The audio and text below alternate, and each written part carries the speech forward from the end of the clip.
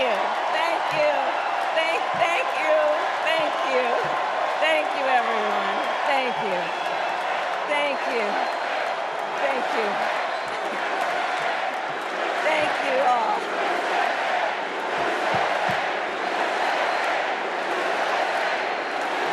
Thank you all. Okay, we got to get to some business. We got to get to some business. Okay, thank you all. Okay. Thank you, thank you, thank you, thank you, thank you, thank you, thank you, please, thank you, please, thank you so very much. Thank you, everyone. Thank you, everyone. Thank you. Okay, let's get to business. Let's get to business. All right.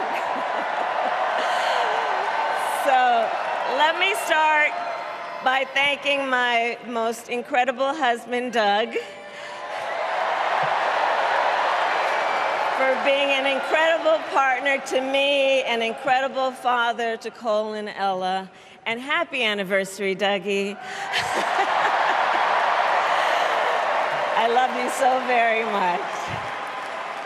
To our President, Joe Biden. When I think about the path that we have traveled together, Joe, I am filled with gratitude. Your record is extraordinary, as history will show, and your character is inspiring.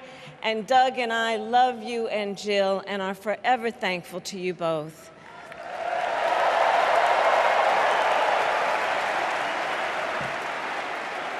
And to Coach Tim Walz,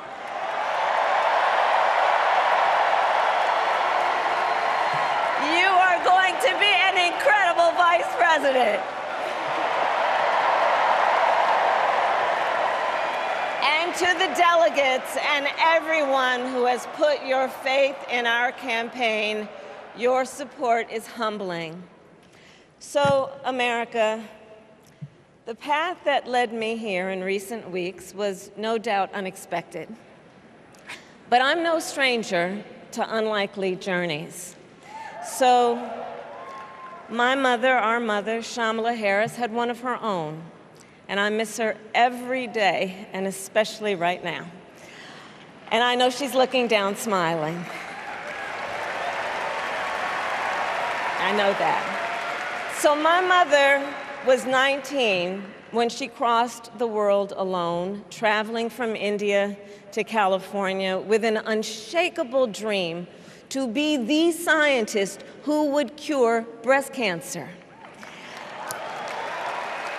When she finished school, she was supposed to return home to a traditional arranged marriage. But as fate would have it, she met my father, Donald Harris, a student from Jamaica. They fell in love and got married, and that act of self-determination made my sister Maya and me. Growing up, we moved a lot. I will always remember that big Mayflower truck packed with all our belongings, ready to go to Illinois, to Wisconsin, and wherever our parents' jobs took us. My early memories of our parents together are very joyful ones. A home filled with laughter and music, Aretha, Coltrane, and Miles.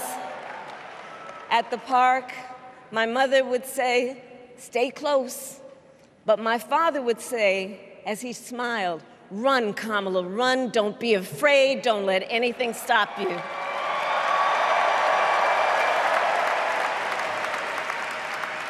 From my earliest years, he taught me to be fearless. But the harmony between my parents did not last.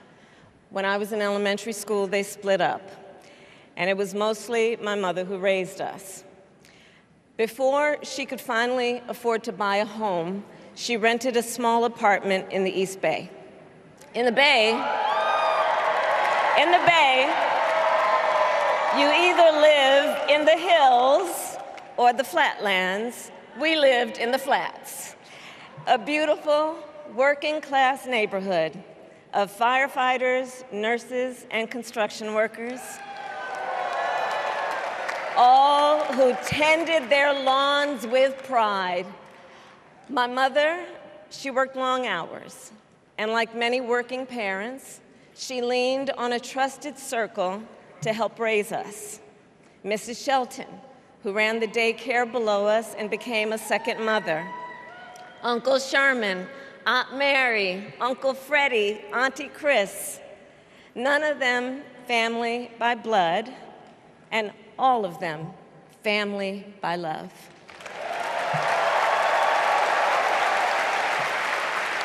Family who taught us how to make gumbo, how to play chess, and sometimes even let us win. Family who loved us, believed in us, and told us we could be anything and do anything. They instilled in us the values they personified: community, faith, and the importance of treating others as you would want to be treated, with kindness, respect, and compassion. My mother was a brilliant, 5-foot-tall, brown woman with an accent. And as the eldest child,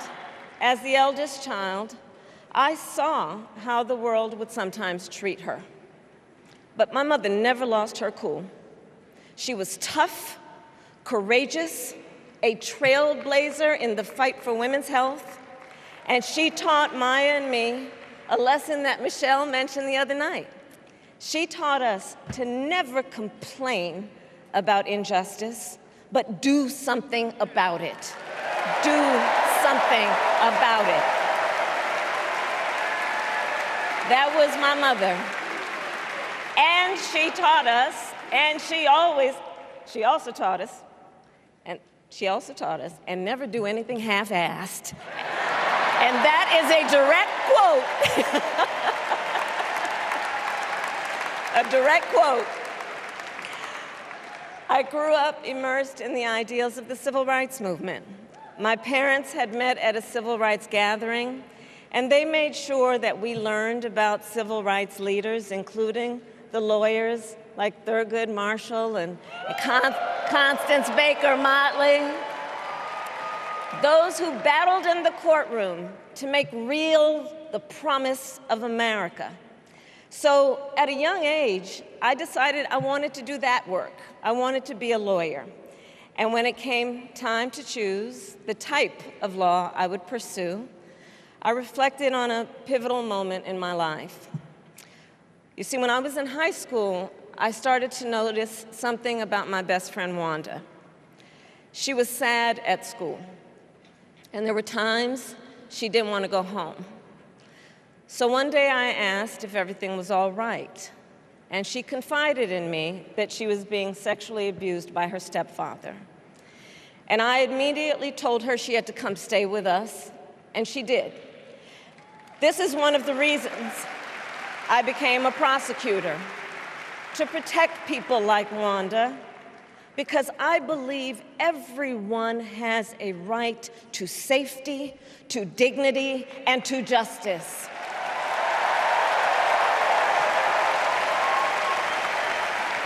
As a prosecutor, when I had a case, I charged it not in the name of the victim, but in the name of the people. For a simple reason. In our system of justice, a harm against any one of us is a harm against all of us.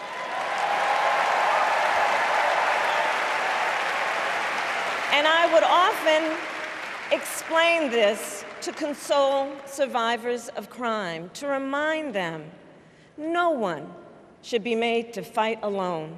We are all in this together.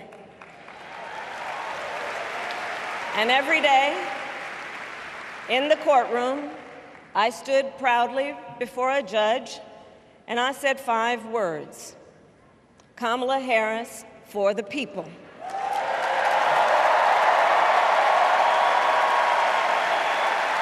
And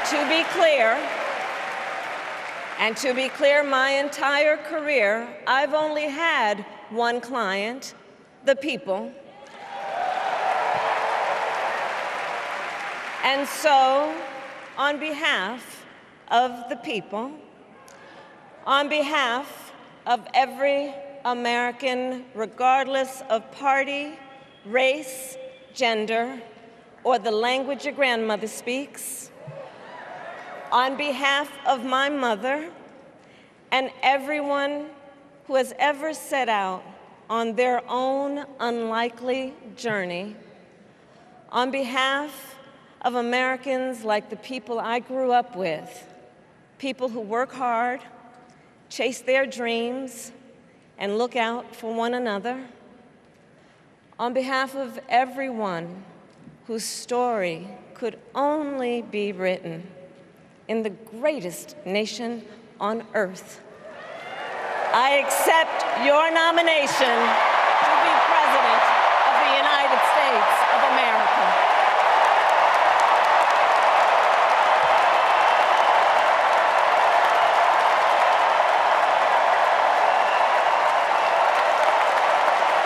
And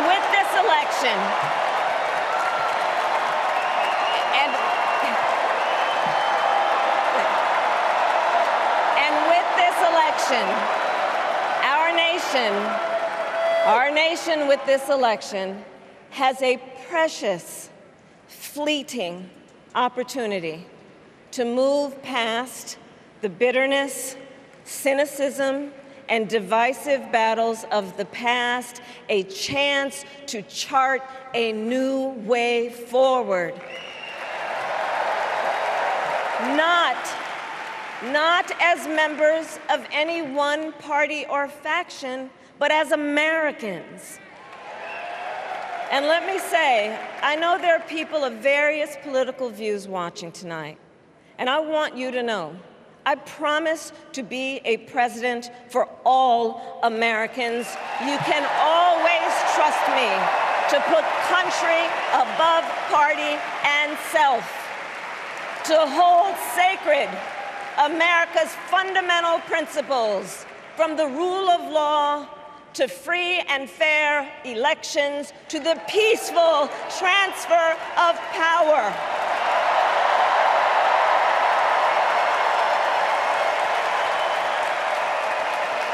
I will be a president who unites us around our highest aspirations, a president who leads and listens, who is realistic, practical, and has common sense, and always fights for the American people. From the courthouse to the White House, that has been my life's work. As a young courtroom prosecutor in Oakland, California, I stood up for women and children against predators who abuse them. As Attorney General of California, I took on the big banks, delivered $20 billion for middle-class families who faced foreclosure, and helped pass a homeowner Bill of Rights, one of the first of its kind in the nation. I stood up for veterans and students being scammed by big for-profit colleges, for workers who are being cheated out of their wages, the wages they were due, for seniors facing elder abuse. I fought against the cartels who traffic in guns and drugs and human beings, who threaten the security of our border and the safety of our communities. And I will tell you, these fights were not easy, and neither were the elections that put me in those offices. We were underestimated at practically every turn, but we never gave up, because the future is always worth fighting for. And that's the fight we are in right now. a fight for America's future.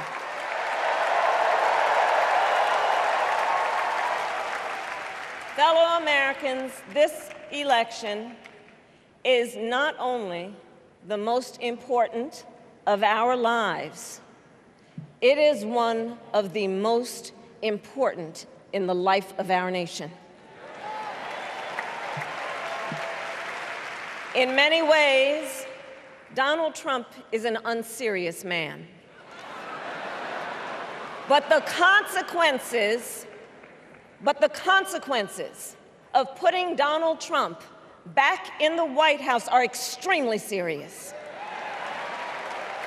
Consider not only the chaos and calamity when he was in office, but also the gravity of what has happened since he lost the last election. Donald Trump tried to throw away your votes. When he failed, he sent an armed mob to the United States Capitol, where they assaulted law enforcement officers. When politicians in his own party begged him to call off the mob and send help, he did the opposite. He fanned the flames. And now, for an entirely different set of crimes, he was found guilty of fraud by a jury of everyday Americans and separately found liable for committing sexual abuse. And consider what he intends to do if we give him power again. Consider his explicit intent to set free violent extremists who assaulted those law enforcement officers at the Capitol. His explicit intent to jail journalists, political opponents, and anyone he sees as the enemy. His explicit intent to deploy our active duty military against our own citizens. Consider the power he will have, especially after the United States Supreme Court just ruled that he would be immune from criminal prosecution. Just imagine Donald Trump with no guardrails,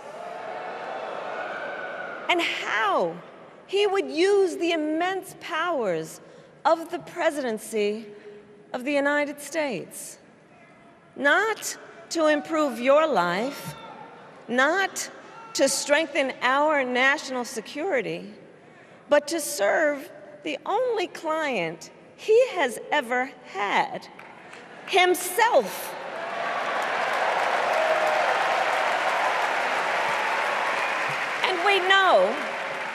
And we know what a second Trump term would look like. It's all laid out in Project 2025, written by his closest advisors, and its sum total is to pull our country back to the past. But America, we are not going back. We are not going back. We are not going back. We are not going back to when Donald Trump tried to cut Social Security and Medicare. We are not going back to when he tried to get rid of the Affordable Care Act, when insurance companies could deny people with pre-existing conditions. We are not going to let him eliminate the Department of Education that funds our public schools. We are not going to let him end programs like Head Start that provide preschool and child care for our children. America, we are not going back.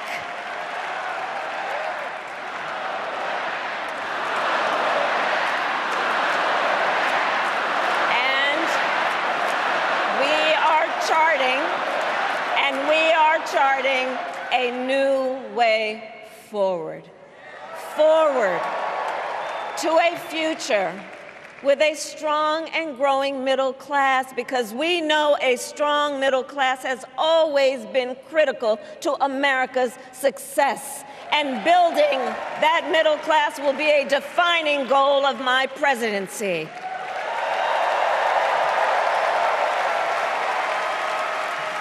And I'll tell you, this is personal for me. The middle class is where I come from. My mother kept a strict budget. We lived within our means, yet we wanted for little. And she expected us to make the most of the opportunities that were available to us and to be grateful for them. Because, as she taught us, opportunity is not available to everyone. That's why we will create what I call an opportunity economy where everyone has the chance to compete and a chance to succeed. Whether you live in a rural area, small town, or big city. And as president, I will bring together labor and workers and small business owners and entrepreneurs and American companies to create jobs, to grow our economy, and to lower the cost of everyday needs like health care and housing and groceries. We will provide access to capital for small business owners and entrepreneurs and founders. And we will end America's housing shortage and protect Social Security and Medicare. Now compare that to Donald Trump, because I think everyone here knows he doesn't actually fight for the middle class. He doesn't actually fight for the middle class. Instead, he fights for himself and his billionaire friends. And he will give them another round of tax breaks that will add up to $5 trillion to the national debt. And all the while, he intends to enact what in effect is a national sales tax, call it a Trump tax, that would raise prices on middle-class families by almost $4,000 a year. Well, instead of a Trump tax hike, we will pass a middle-class tax cut that will benefit more than 100 million Americans.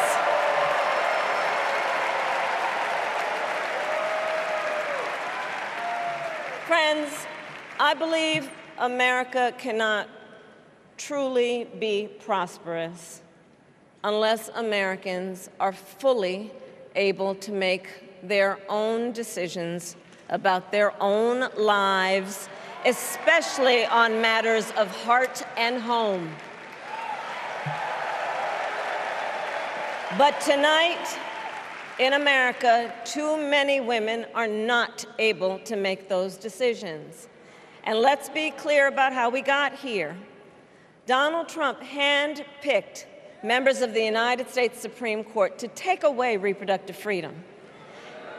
And now he brags about it. In his words, quote, "I did it and I'm proud to have done it," end quote. Well, I'll tell you, over the past 2 years, I've traveled across our country, and women have told me their stories. Husbands and fathers have shared theirs. Stories of women miscarrying in a parking lot, developing sepsis, losing the ability to ever again have children, all because doctors are afraid they may go to jail for caring for their patients. Couples just trying to grow their family, cut off in the middle of IVF treatments. Children who have survived sexual assault, potentially being forced to carry a pregnancy to term. This is what's happening in our country because of Donald Trump. And understand, he is not done. As a part of his agenda, he and his allies would limit access to birth control, ban medication abortion, and enact a nationwide abortion ban with or without Congress. And get this, he plans to create a national anti-abortion coordinator and force states to report on women's miscarriages and abortions. Simply put, they are out of their minds.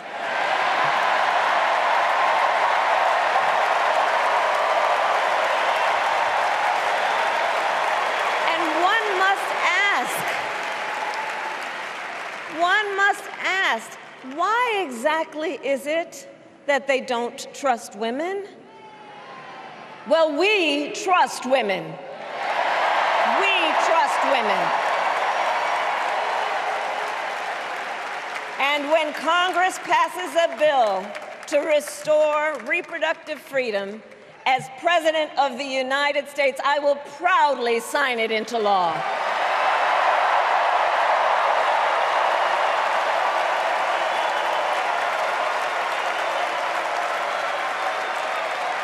In this election, many other fundamental freedoms are at stake.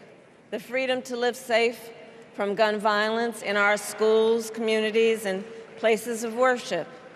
The freedom to love who you love openly and with pride. The freedom to breathe clean air and drink clean water and live free from the pollution that fuels the climate crisis. And the freedom that unlocks all the others, the freedom to vote. With this election, we finally have the opportunity to pass the John Lewis Voting Rights Act and the Freedom to Vote Act.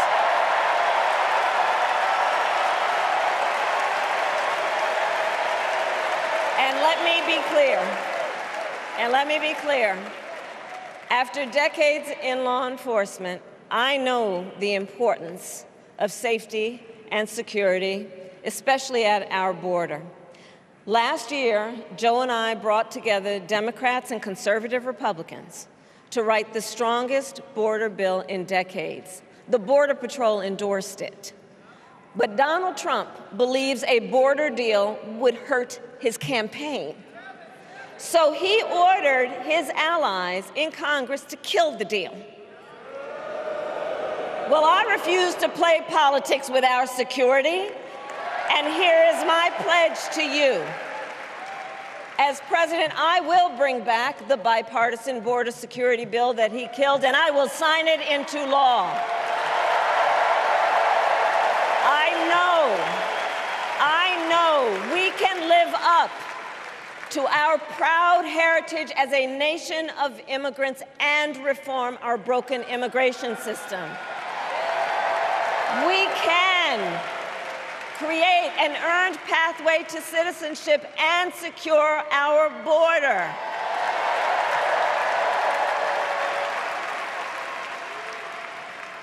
And America, we must also be steadfast in advancing our security and values abroad.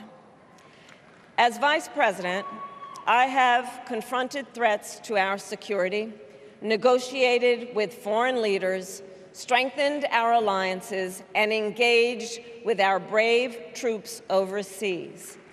As Commander-in-Chief, I will ensure America always has the strongest, most lethal fighting force in the world. And I will fulfill our sacred obligation to care for our troops and their families, and I will always honor and never disparage their service and their sacrifice.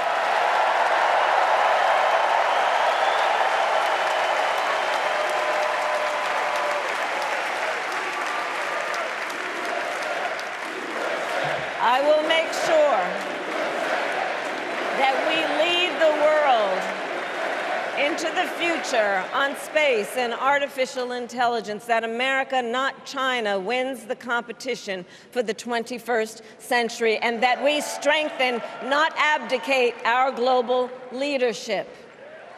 Trump, on the other hand, threatened to abandon NATO. He encouraged Putin to invade our allies, said Russia could, quote, do whatever the hell they want. 5 days before Russia attacked Ukraine, I met with President Zelensky to warn him about Russia's plan to invade. I helped mobilize a global response, over 50 countries, to defend against Putin's aggression. As president, I will stand strong with Ukraine and our NATO allies.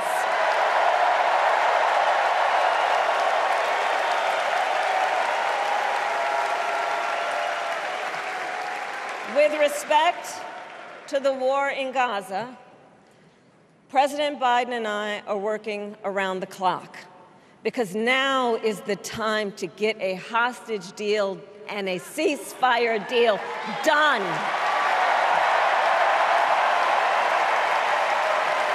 And let me be clear, I will always stand up for Israel's right to defend itself, and I will always ensure Israel has the ability to defend itself, because the people of Israel must never again face the horror that a terrorist organization called Hamas caused on October 7, including unspeakable sexual violence and the massacre of young people at a music festival. At the same time, what has happened in Gaza over the past 10 months is devastating. So many innocent lives lost. Desperate, hungry people fleeing for safety over and over again. The scale of suffering is heartbreaking. President Biden and I are working to end this war such that Israel is secure, the hostages are released, the suffering in Gaza ends, and the Palestinian people can realize their right to dignity, security, freedom, and self-determination.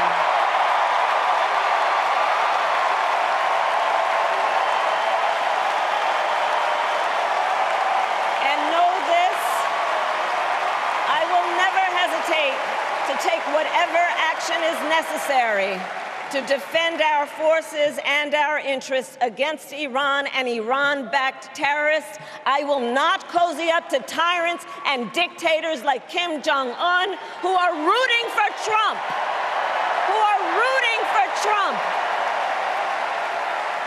Because, you know, they know he is easy to manipulate with flattery and favors. They know Trump won't hold autocrats accountable because he wants to be an autocrat himself. And as president, I will never waver in defense of America's security and ideals, because in the enduring struggle between democracy and tyranny, I know where I stand and I know where the United States belongs.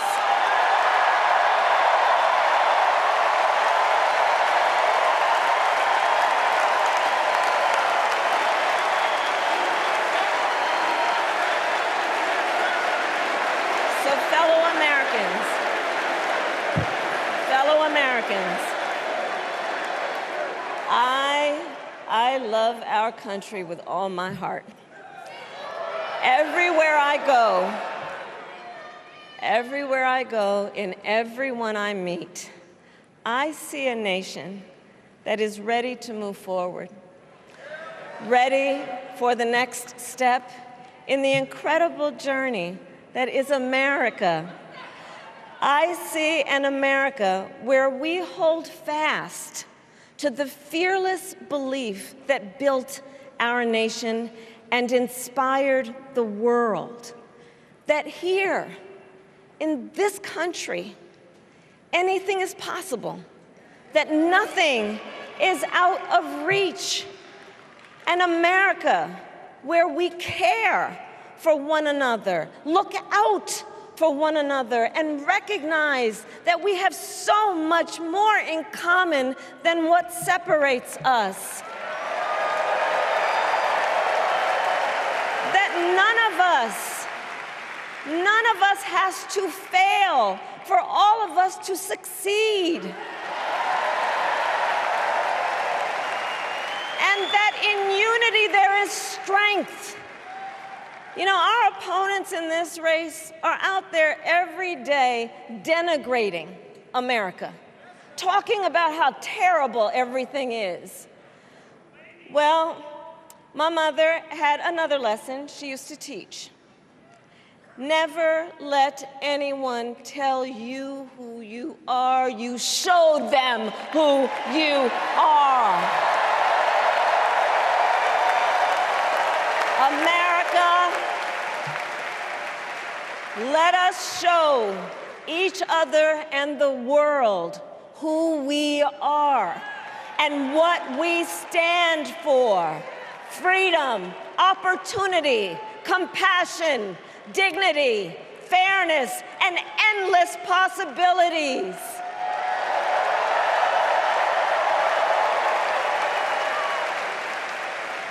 We are the heirs to the greatest democracy in the history of the world. And on behalf of our children and our grandchildren and all those who sacrificed so dearly for our freedom and liberty, we must be worthy of this moment. It is now our turn to do what generations before us have done, guided by optimism and faith, to fight for this country we love, to fight for the ideals we cherish, and to uphold the awesome responsibility that comes with the greatest privilege on earth, the privilege and pride of being an American.